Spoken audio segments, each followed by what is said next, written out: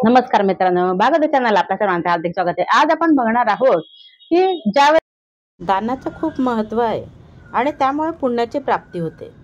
दानाचा असा अर्थ होतो की त्या वस्तूवर आपला अधिकार आपण संपवून द्यायचा आहे, संपून जातो आपला अधिकार।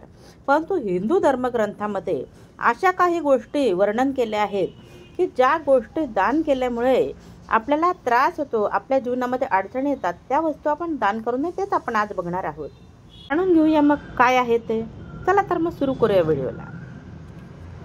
झाडं दान केल्याने घरामध्ये धन टिकत नाही, म्हणजे कायम घरामध्ये धनाची कमतरता आपल्याला लागते, म्हणून झाडं दान करू नये।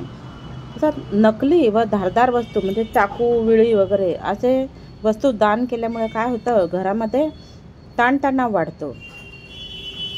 फाटलेली पुस्तकं, आपले धार्मिक ग्रंथ खराब झालेले असतात, तर ते तुम्ही दान केल्यामुळे काय होतं की तुमचं भाग्य खराब व्हायला सुरुवात होते, म्हणजे तुमच्या जीवनामध्ये काहीतरी विचित्र बदल असे होतात।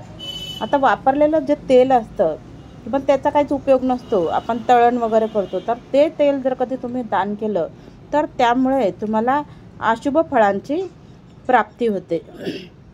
शिळे अन्न दान केल्यामुळे काय होतं की कोर्ट कचेरी जर कधी तुमची चालू असेल तर ती चालू होऊन जाईल, नसेल तर, आणि त्याच्यामध्ये तुमचा अमाप पैसा खर्च होईल आणि विनाकारण तुम्हाला मनस्तापाला सामोरं जावं लागेल।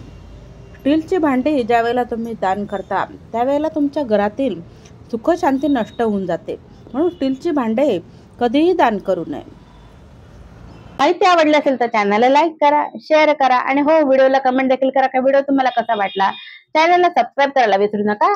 धन्यवाद।